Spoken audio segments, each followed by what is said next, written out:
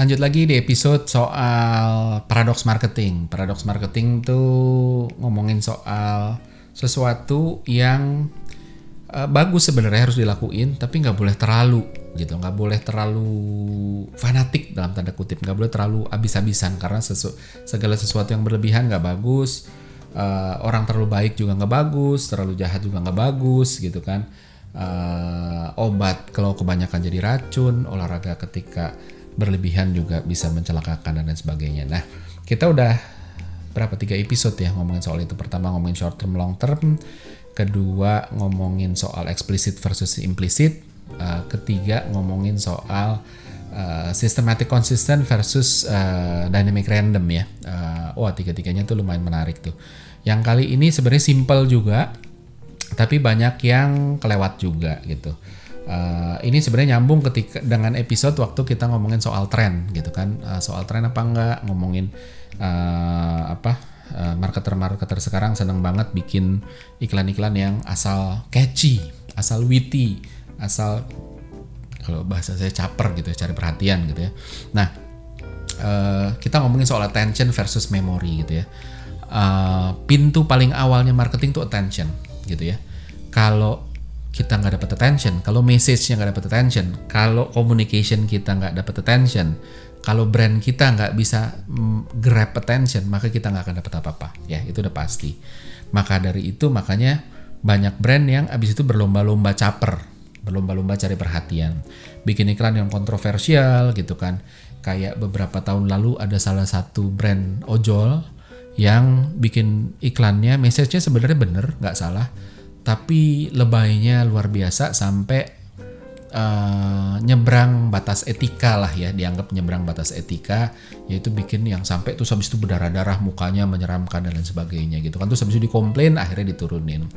Nah, brand ojol yang satu lagi biar adil, nggak cuma ngomongin yang sebelah tapi yang sebelahnya juga, itu juga pernah baru aja beberapa minggu lalu ya, itu memparodikan sebuah media terbesar di Indonesia dengan nama yang kurang layak. Jadi dia parodiin lah gitu ya, kurang layak, terus akhirnya sampai keluar negatif sentimen dan lain sebagainya. Intinya dari itu adalah orang sebegitu butuhnya caper, sebegitu butuhnya cari perhatian, sehingga kadang-kadang secara sengaja atau nggak sengaja, secara sadar atau nggak sadar, kita nyebrang garis. Harusnya nggak boleh ke sana, tapi terus kita masuk gitu kan. Orang juga caper dengan cara ikut-ikutan tren. Ada Squid Game, ada joget-joget TikTok, joget Pargoy, iko-ikoyan, skripnya layangan putus digunakan, It's My Dream Mas, dan sebagainya gitu ya. Terus ada juga yang capernya dengan clickbait. Clickbait itu apa sih? Headline yang yang bombastis, yang kontroversial, isinya enggak gitu kan. Diskon yang kelihatannya wah, begitu masuk ada term and conditionnya kecil banget, selalu begitu ya, term and condition kecil banget, dan ternyata itu enggak lah gitu ya. Termasuk e-wallet tuh wah diskon gede gitu ya, diskon berapa, 50%, mantep, maksimum 2.500 sama juga bohong gitu kan. Nggak kerasa gitu kan. Selalu ada itu. Atau misalnya ada kategori yang rajin banget nih, dulu karena saya pernah kerja di industri ini, dan saya selalu kasih pesan hati-hati gitu. Itu industri properti. Senengnya adalah kasih harga yang rumah 2 lantai, 3 kamar tidur, mulai dari misalnya berapa, 1 miliaran gitu ya. Tapi gambarnya yang dipakai itu gambar rumah, misalnya gambar rumah yang ukurannya jauh lebih gede. Jadi kayak orang lihat, wah ini menarik, ketika ada headline-nya, ada gambarnya, orang mengartikan bahwa itu tuh rumahnya yang lagi dijual tuh. Begitu lihat, oh bukan yang itu pak gitu kan. Atau ada juga yang cuma limited stock only gitu kan, harganya luar biasa, bikin orang datang cari tahu. Begitu ditanya, wah udah habis yang itu, adanya yang tipe di atasnya gitu kan, which itu mahal banget jauhnya tipe di atasnya. E-commerce juga sering begitu tuh, iPhone 13 harga cuma 7 juta, mana ada gitu kan limited stock only. Begitu di browsing kita masuk, stok habis gitu kan, yang ada harga normalnya berapa, 20 juta, iya ke laut aja kan. Nah kayak gitu-gitu. Jadi sebegitu butuhnya kita untuk dapat perhatian, sehingga cara-cara kayak gitu dihalalkan, termasuk pakai seleb yang terkenal, bayar KOL yang mahal dan lain sebagainya gitu kan. Padahal kita bisa belajar dari hidup sehari-hari gitu ya. Ada sosok-sosok yang caper yang kita juga bisa nilai sendiri ya. Saya nggak perlu ngomong, teman-teman yang nilai sendiri gitu kan. Ada politikus yang selalu negatif terhadap lawan gitu kan. Pokoknya kalau lawannya ngomong, kalau lawannya ngeluarin kebijakan, kalau lawannya ngeluarin postingan bahkan, selalu aja diserang gitu ya. Dan nggak jarang yang habis itu terus akhirnya berakhir di pengadilan gitu, tuntutan. Ya karena ya itu kepancing, terus habis itu jadi pencemaran nama baik lah, UU ITE lah dan lain sebagainya gitu kan. Ada juga kita ngelihat ada oposisi yang selalu pedes gitu kan. Pokoknya seolah-olah pemerintah tuh nggak pernah benar gitu ya. Apapun dikritik, jelek terus gitu ya. Kalau bagus nggak ada. Begitu dipanggil ke Mata Najwa gitu ya, atau ke Kick Andy atau ke talk show apapun gitu ya, ditanya, coba deh menurut Anda lawan politik Anda nih punya kelebihan gak sih? Kan gak mungkin dong orang gak ada kelebihan gitu kan. Ngomongin kelebihannya yang aneh, ya kelebihannya dia menang pemilu aja gitu ya. Ya gak tulus juga gitu ya. Jadi ada orang yang sebegitu capernya dengan berbagai macam cara supaya habis itu diperhatiin. Terus habis itu ya kayak gitu. Ada juga pengacara yang cari popularitas dengan nanganin kasus kontroversial, dan yang dibela justru pihak yang sebenarnya nggak oke gitu kan. Ada juga anak muda yang bikin pranknya keterlaluan gitu kan, sampai akhirnya waktu itu, ini ya yang transgender, terus habis itu dipasangin petasan atau apa gitu ya, atau dibohongin gimana gitu kan, terus sampai akhirnya dia marah atau gimana, terus berakhir di penjara juga. Ya itu lagi produk dari segitu butuhnya fakir attention gitu ya, sebegitu kita butuhnya. Ada juga anak-anak muda yang di sosmed pamer kekayaan gitu. Ada juga yang ya kalau di sehari-hari nih kita ngeliat kan suka ya, zaman kita dulu masih kecil mungkin kita juga pernah ya, zaman kecil diajak ibunya ikut yuk ke pasar. Begitu ke pasar ada tukang mainan, dia pengen, nggak dikasih ibunya, kita sampai jejeritan ngelosor di tanah gitu kan, minta dibeliin. Bukan gara-gara painnya, tapi bukan karena, jadi kita nangis jejeritan delosor di tanah itu bukan karena painful, tapi karena kita sebenarnya berusaha caper, berusaha cari perhatian, bahwa berusaha memaksa. Jadi artinya kalau semua orang merhatiin, si ibu ini malu, kita berharap ibu kita malu, terus akhirnya ya udah deh beli deh gitu kan, dan lain sebagainya. Jadi ada yang kayak gitu. Terus kita juga belajar gitu kan, dari ya banyak banget lah ya yang sejenis itu. Nah, pertanyaannya adalah apakah ya walaupun kita dapat attention ya dengan cara itu, walaupun kita berhasil caper, tapi apakah brand kita mau diingat dengan cara-cara seperti itu?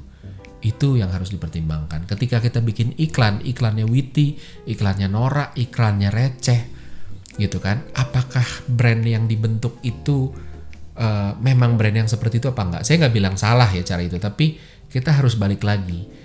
Komunikasi itu punya satu tugas, yaitu menyampaikan pesan. Dan untuk bisa menyampaikan pesan kita harus dapat attention dulu. Tapi di sisi lain, apapun yang kita komunikasikan, apapun yang dilihat orang tentang kita, yang didengar orang tentang kita, itu membentuk persepsi, membentuk memori tentang diri kita. Dan itu kita harus hati-hati, apakah kita mau diingat dengan cara itu gitu. Jadi ini bukan sekedar masalah positif atau negatif, tapi ini masalah memori. Bukan karena itu kan nggak apa-apa lah, emang begitu gitu kan, ya nggak apa-apa gitu kan.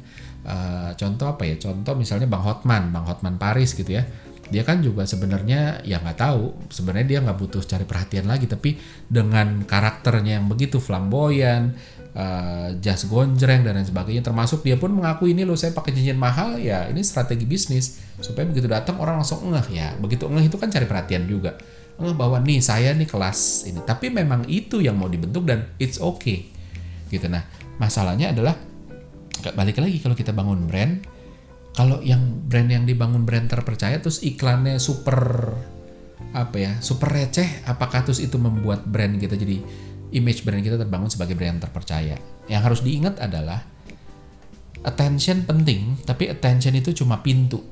gitu. Cuma pintu untuk bisa kita masuk gitu. Tapi abis itu apa yang ada di balik pintu itu jauh lebih penting dari pintu itu sendiri gitu. Jadi kalau dibalik pintunya nggak sejalan dengan apa yang di balik pintu, akhirnya orang satu nggak bisa ingat, kedua orang kecewa karena aduh kok beda ya, dan lain sebagainya.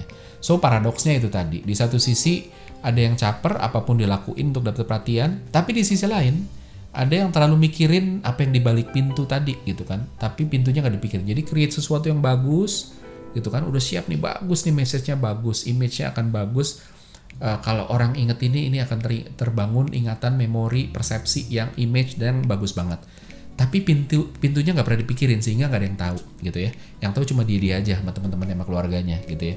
Nah itu juga bahaya. So baiknya gimana kalau ngomongin soal attention dan memory ini tadi gitu kan? Kita harus ngerti strukturnya. Mana yang pintu, mana yang dibalik pintu gitu ya. Nah terus abis itu ngeplannya dari dalam bukan dari luar, bukan dari pintunya tapi dari balik pintunya dulu. Karena yang mau dijual kan yang di depan, yang belakang. Yang di depan si pintu ini itu kan cuma attention grabber doang, bukan itu yang harus dipikirin setengah mati, tapi yang di dalam. Jadi fokus sama yang di balik pintu dulu, clear memorinya yang mau dibangun apa, punya nggak guidelines personality, perception, kita mau diingat sebagai apa, mau dikenang sebagai apa, image kayak apa, perception kayak apa, dan lain sebagainya. Kalau ininya udah menarik, bahkan dengan pintu kecil pun orang akan ingat gitu ya.